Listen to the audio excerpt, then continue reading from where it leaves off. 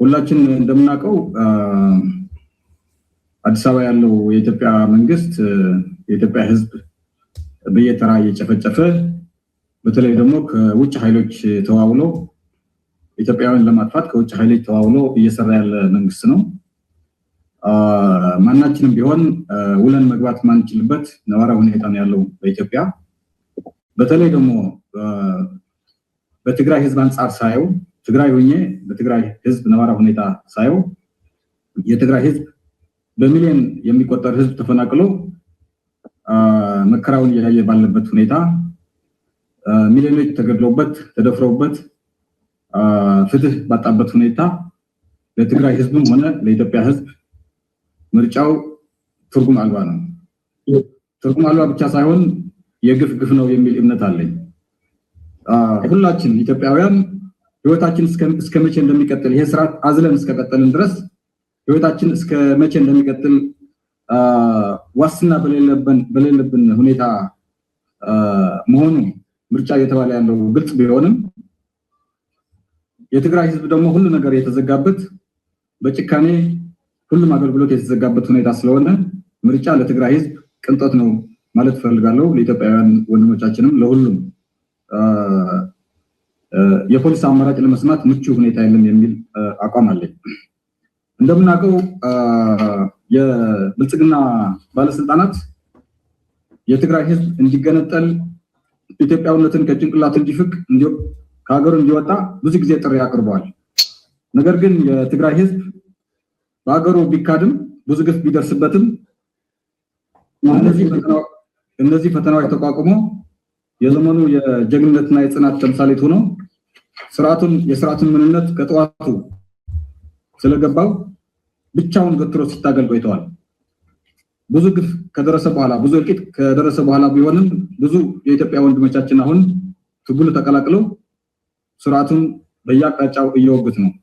እግረ መንገዴን የፋኖና የኦላ ትግል እንዲሁም የሌሎች ማድነቅ ፈልጋለሁ። ስለዚህ ሐሳቤን ማቀርብ በዋናነት ስለ ምርጫ ጉዳይ ሳይሆን ብልጽግና በኤአይ ታግዞ የሚያደርገው ምርጫ የይስሙላ ምርጫ ሳይሆን መኮንን ሳይሆን ስርዓቱ እንዴት መንቀል እንዳለብን አንድ ቀንም ባደረ ቁጥር ብዙ ዋጋ ስለሚያስከፍለን ስርዓቱ እንዴት መንቀል እንዳለብን ነው ሐሳቤን የማቀርበው። አበው እንደሚሉት ከመጠምጠም ማወቅ ይቅደም እንደሚሉት ህልውናችን ለማረጋገጥ ሁላችን መተባበር አለብን። ቅድሚያ ህብረቱ መቅደም አለበት፣ በመድረኩ ላይ እንደተነሳው ማለት ነው። በትግራይ በኩል የህብረት እንዲመጣ ትግራይ ግንባር ቀደም ሚና ተጫውታለች የሚል እምነት አለኝ። በተለይ ደግሞ 3 ቁልፍ ጉዳዮች ሰርታለች። አንደኛው በፕሪቶሪያ ስምምነት እንደምታውቁት ትግራይ የዘር አጥፊ ህብረት የሚባለው ወይ ደግሞ ጄኖሳይዳል አክሲስ የምንለውን ለመበተን ከአንድ ነጥላ በመፈራረም ብልጽግና ለብቻው እንዲቆምና ከሱ ጎን የነበሩ ኃይሎች በተቃራኒ ቆመው ብልጽግና እንዲታገሉ ታደርጋለች። ይሄ አንዱና የመጀመሪያው ወሳኝ እርምጃ ነው።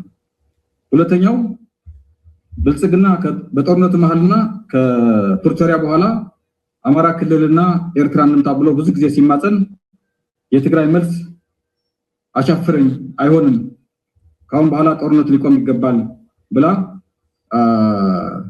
አሁን ለሚደረገው ትብብር እንዲመጣ ቀደም ብላ ወሳኝ እርምጃ ወስዳለች የሚል እምነት አለኝ።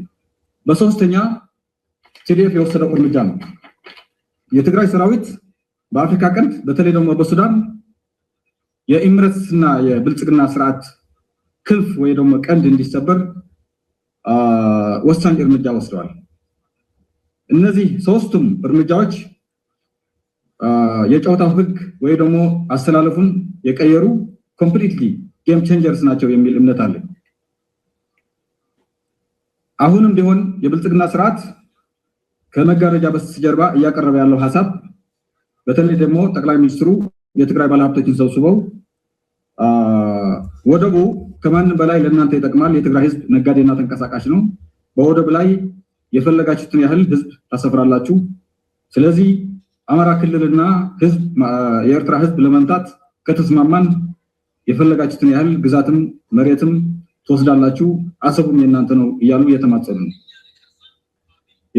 የትግራይ መልስ ፕሪቶሪያ መከበር አለበት፣ የጦርነት አዙሪት ካሁን በኋላ መቀጠል የለበትም የሚል መልስ ነው የተሰጠው። እነዚህ መልሶች የ4 ኪሎ ህሊና ያናወጡ ያልተጠበቁ መልሶች ነበሩ። በመጨረሻም ጊዜን በአግባቡ ለመጠቀም ማቅረብ የምፈልገው እኛ ኢትዮጵያውያን እየተዋጋን ያለነው እርስ በርስ እየተጫረስን ያለነው በኢትዮጵያውያን አጀንዳ ሳይሆን በውጭ ኃይሎች አጀንዳ ነው። በተለይ ደግሞ እንደ ምሳሌ መጥቀስ የምፈልገው የወልቃይት ጉዳይ ነው። በወልቃይት ጉዳይ የትግራይ ህዝብ እንደምታውቁት ብዙ ህዝብ ተፈናቅሎበታል፣ ብዙ ህዝብ ህይወትን አጥቷል። ነገር ግን የትግራይ ህዝብ ብቻ አይደለም የተጎዳው። ወልቃይት ለአማራ ህዝብም የአማራ ህዝብ ለማጥፋት የመጣ አጀንዳ ነው። ወልቃይት ለአማራ ህዝብ መጀመሪያ ከወንድሙ ከትግራይ ህዝብ ጋር አጣላው፣ ከአዲስ አበባ ነቀለው፣ 4 ኪሎ ቤተ መንግስትን አሳጣው፣ ቤንሻንጉል አሳጣው፣ ከኦሮሚያ ክልል አስጠረገው። ስለዚህ በዚህ የውጭ ኃይሎች አጀንዳ እኛ እርስ በርሳችን ተጫርሰናል፣ ብዙ ጉዳት ደርሰዋል። እናም መንቃት አለብን የሚል እምነት አለ። አንዳንድ ልዩነቶች እንዳሉ ይታወቃል። እነዚህ ልዩነቶቻችን ደግሞ ከህልውና ፊት ሲታዩ ትርጉም የላቸውም፣ ኢምንት ናቸው፣ ትርጉም የላቸውም።